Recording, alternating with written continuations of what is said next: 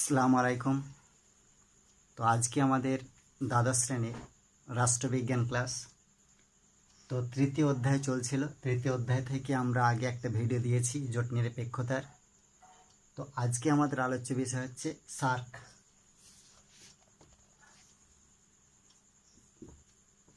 SAARC হচ্ছে আমাদের আজকের আলোচ্য বিষয়। তো সার্ক তার উৎপত্তি সম্পর্কে আমরা জেনে নেব, তার গঠন কিভাবে হয়েছিল। তো প্রথমে আমরা উৎপত্তির কথা জেনে নেই।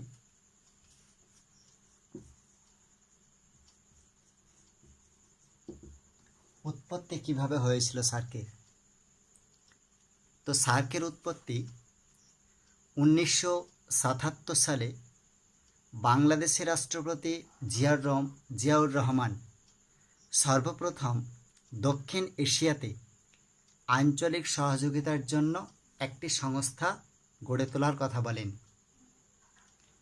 1981 খ্রিস্টাব্দে ভারত সহ দক্ষিণ এশিয়ার 60টি দেশ কলম্বোতে মিলিত হয়ে দক্ষিণ এশিয়ায় একটি আঞ্চলিক সংগঠন গড়ার কথা সিদ্ধান্ত করেন।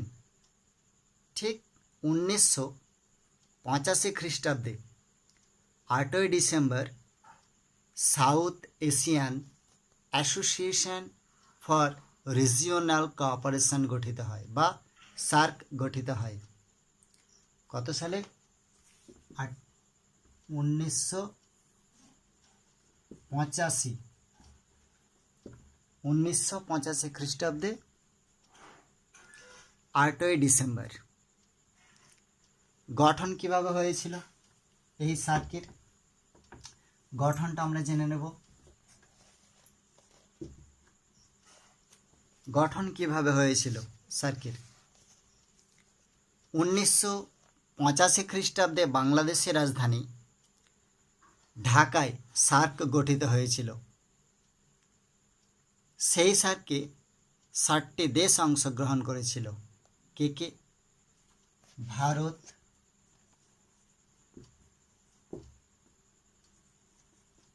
বাংলাদেশ,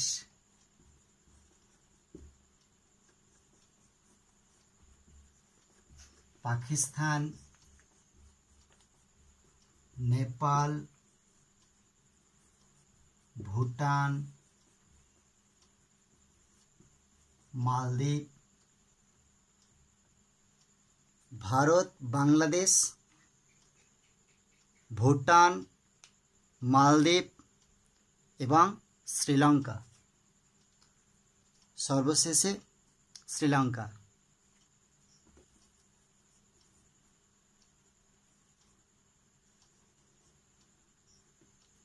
শ্রীলঙ্কা। তো এই 60টি দেশ অংশগ্রহণ করেছিল। তাহলে ভারত, বাংলাদেশ, পাকিস্তান, নেপাল, ভুটান, মালদ্বীপ এবং শ্রীলঙ্কা, এই 60টা দেশ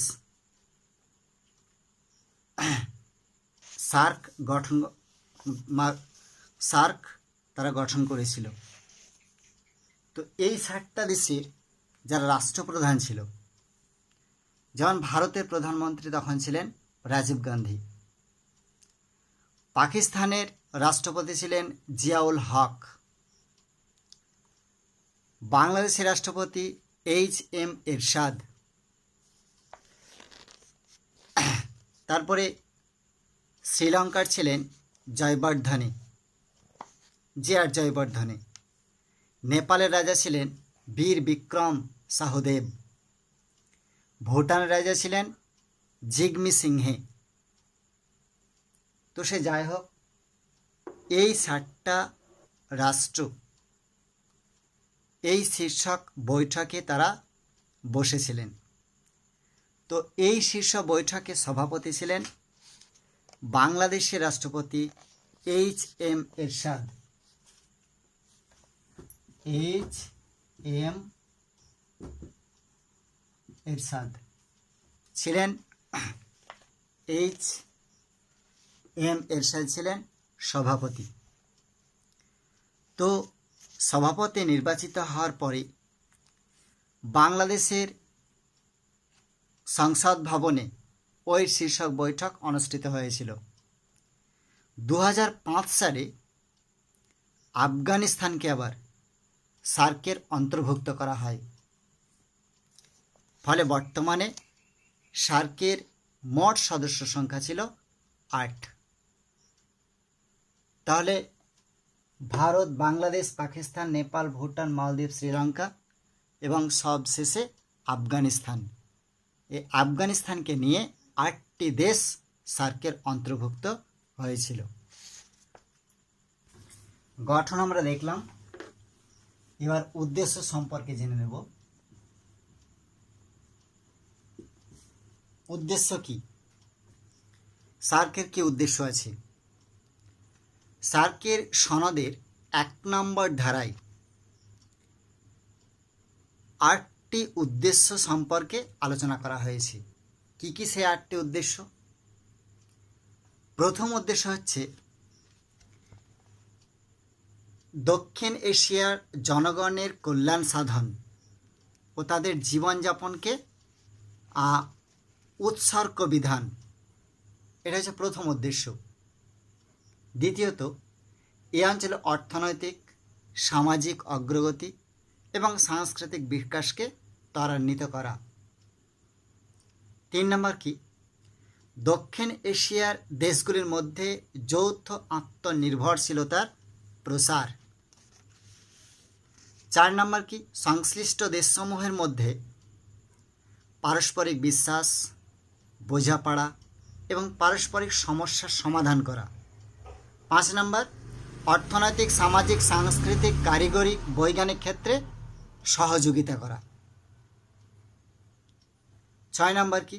বিশ্বের অন্যান্য উন্নয়নশীল দেশের সঙ্গে সহযোগিতার সম্প্রসারণ। 7 নম্বর হচ্ছে সাধারণ স্বার্থ সংরক্ষণ বিষয়ে আন্তর্জাতিক সংগঠনে আলাপ আলোচনা করা এবং নিজেদের মধ্যে সহযোগিতা করা।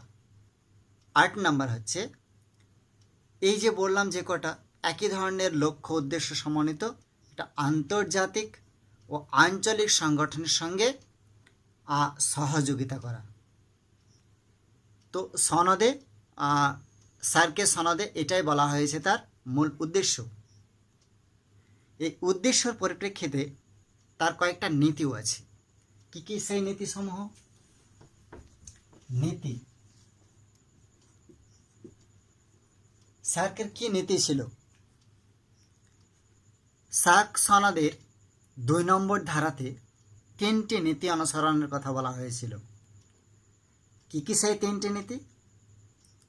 প্রথম নীতি হচ্ছে সার্বভৌম ক্ষমতা, ভৌগোলিক অখণ্ডতা, রাজনৈতিক স্বাধীনতা, অন্য রাষ্ট্রের অভ্যন্তরীণ বিষয়ে হস্তক্ষেপ করা থেকে বিরত থাকা এবং পারস্পরিক শ্রদ্ধাশীল থেকে সংগঠনের সদস্য রাষ্ট্রের নীতিকে কার্যকরী করা।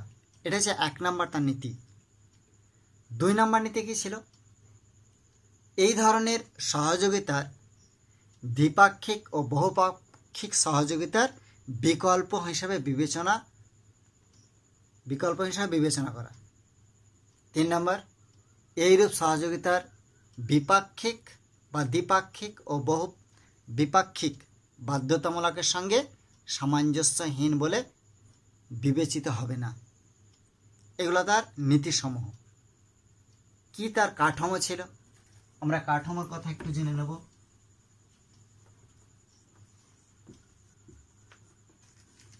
কাঠামো, সার্কের কি কাঠামো ছিল? তো সার্কের যে কাঠামোটা ছিল, তো আমরা আগে জেনে নিলাম উদ্দেশ্য নীতিসমূহ। সেই উদ্দেশ্য নীতিসমূহের জন্যই সনদের 4-8 নম্বর ধারায় সার্কের সাংগঠনিক কাঠামো সম্পর্কে আলোচনা করা হয়েছে। কি সেই সাংগঠনিক কাঠামো? প্রথমত, একটি মন্ত্রিসভা গঠন, একটি স্থায়ী কমিটি গঠন, একাধিক প্রযুক্তিগত একটা কমিটি বহাল, আর একাধিক আঞ্চলিক কমিটি, একটি সচিবালয়, এইগুলাই হচ্ছে সার্কের সাংগঠনিক কাঠামো। এবার আমরা মন্ত্রিসভার গঠন কাঠামোটা একটু জেনে নেব।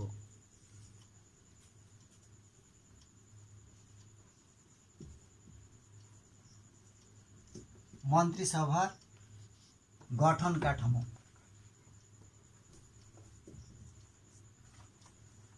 মন্ত্রিসভার গঠন কাঠামো কি? তার মন্ত্রিসভার গঠন কাঠামো ছিল। তো সনদের অর্থাৎ সার্কের সনদের 4 নম্বর ধারায় বলা হয়েছে যে সার্কের মন্ত্রিসভার গঠন ও কার্যাবলী সম্পর্কে আলোচনা করা হয়েছে যে সদস্য রাষ্ট্রগুলির পররাষ্ট্রমন্ত্রীদের নিয়ে একটি মন্ত্রিসভা গঠন করা হবে।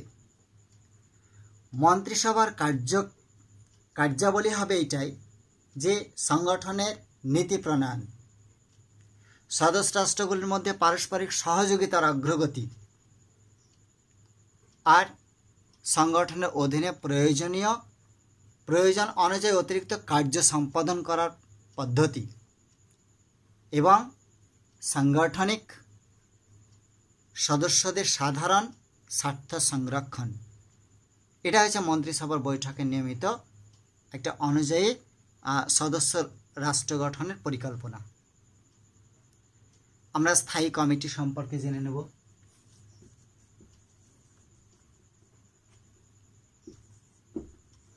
স্থায়ী কমিটি। স্থায়ী কমিটি গঠন করা হয় সার্কের। সদস্য রাষ্ট্রগুলি বিশেষ সচিবদের নিয়ে সার্কের স্থায়ী একটি কমিটি গঠন করা হয়। এই কমিটি যেসব কার্য সম্পাদনা করে সেগুলি কি কি? সদস্য রাষ্ট্রের মধ্যে সহযোগিতার কর্মসূচি, সাধারণদের তদারকি করা, সমন্বয় সাধন করা, বিভিন্ন প্রকল্প কর্মসূচি অনুযায়ী এবং সেগুলির জন্য অর্থ সংগ্রহ করা, তারপরে আঞ্চলিক বাহ্যিক সম্পদ সংগ্রহ করা এবং যথাযথ সমীক্ষা করা এবং নতুন চিত্র আমরা চিহ্নিত করা। এগুলাই হচ্ছে তার স্থায়ী কমিটির কাজ। এবার প্রযুক্তিগত কাঠামো কি আছে?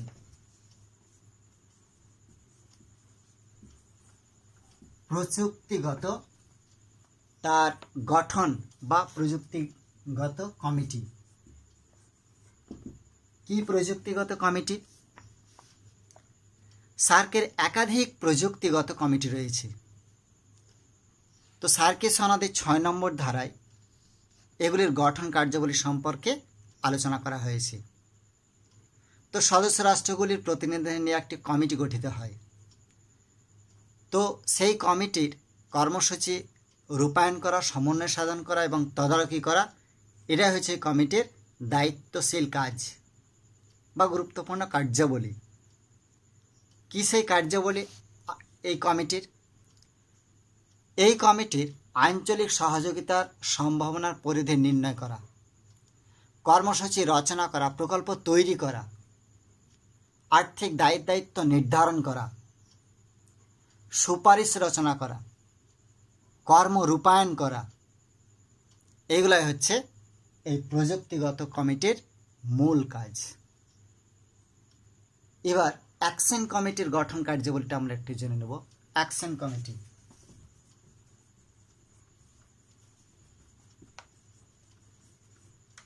অ্যাকশন কমিটির কি গঠন কার্যাবলী আছে? তো অ্যাকশন কমিটির গঠন কার্যাবলীটা আমরা জেনে নেই।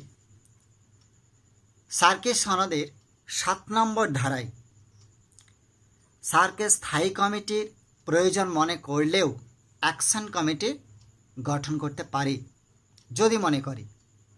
তো সদস্য রাষ্ট্রগুলিকে নিয়েই ওই কমিটি গঠিত হয়।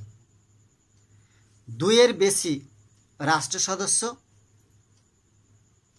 কিন্তু ওই সব সদস্য রাষ্ট্র নয়, যেসব প্রকল্পের সঙ্গে জড়িত থাকে সেই সব প্রকল্পের বাস্তব রূপায়নের জন্যই কিন্তু এই অ্যাকশন কমিটি গঠিত হয়। সচিবালয় গঠন করে।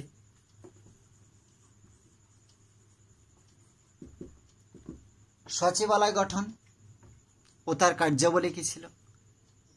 সার্কের সনদের 8 নম্বর ধারায় বলা হয়েছে, যথাসময়ে সার্কের মন্ত্রিসভা একটি সচিবালয় গঠনের ব্যাপারে সিদ্ধান্ত গ্রহণ করতে পারবে।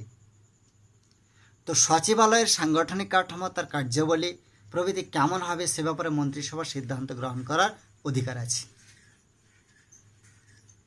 এইগুলো গেল তার কার্যাবলীর কথা। এবার ব্যয় নির্বাহ সম্পর্কে একটু জেনে নেব। কি ব্যয় নির্বাহ করে? ব্যয় নির্বাহ করে সাংগঠনিক ব্যয় নির্বাহের জন্য সদস্য রাষ্ট্রগুলি স্বেচ্ছা অর্থ প্রদান করতে পারে। কোনো খাত কত ব্যয় হবে তা নির্ধারণ করবে এই প্রযুক্তিগত কমিটি। তবে তার সদস্য রাষ্ট্রগুলির কাছ থেকে অর্থের পরিমাণ যথেষ্ট বলে বিবেচিত নাও হতে পারে। যদি না হয় তাহলে সাংগঠনিক স্থায়ী কমিটির অনুমতিক্রমে কিংবা ওই কমিটির মাধ্যমে সংশ্লিষ্ট অঞ্চলের বাইরে থেকে অর্থ সংগ্রহ করতে পারি। এটাই কাজ ব্যয় নির্বাহ বা পরিচালন ব্যবস্থা। তো সার্কের বিভিন্ন সম্মেলন হয়েছিল। সম্মেলন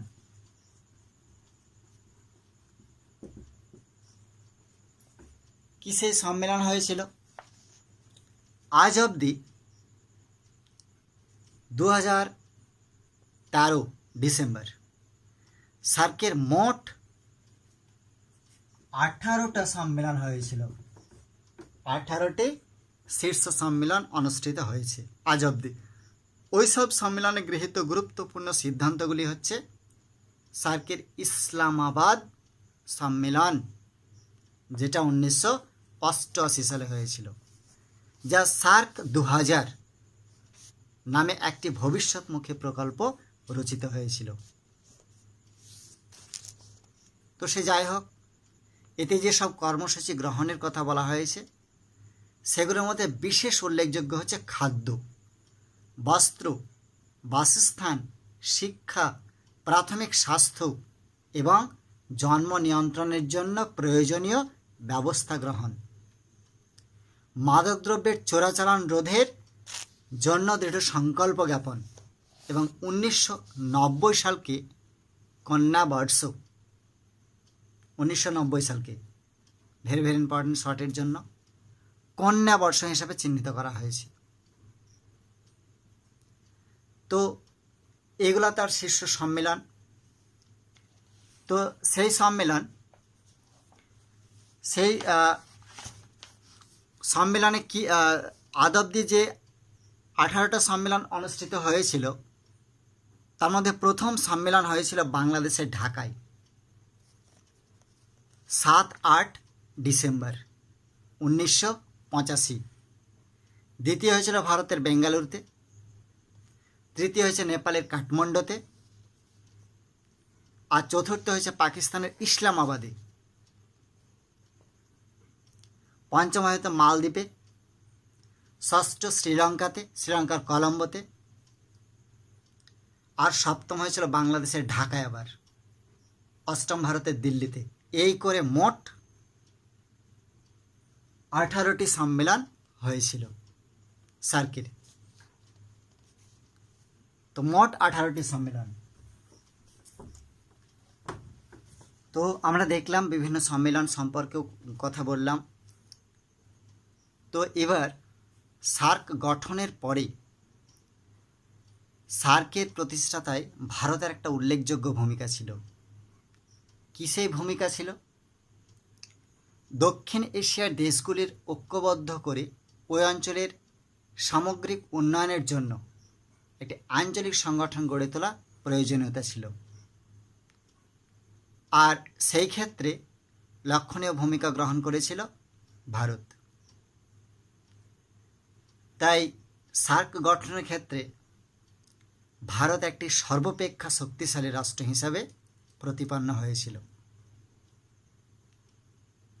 তাই সার্কের আর্থিক দিক দিয়ে সার্ক ছিল বলে ওই 8টা দেশের আর্থিক, অর্থনৈতিক দিক, সাংস্কৃতিক দিক, রাজনৈতিক দিক অনেকটাই সুশৃঙ্খলিত হয়েছিল।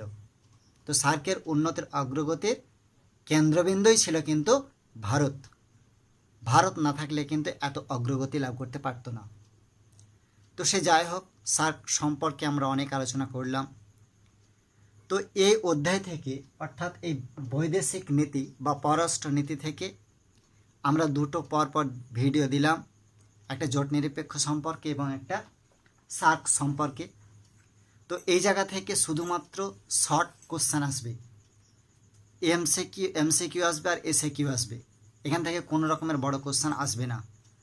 তো টেক্সট বইটা খুব ভালো করে পড়তে হবে, তাহলেই সব অ্যান্সার করা যাবে আশা করি। তো এখানেই, থ্যাংক ইউ।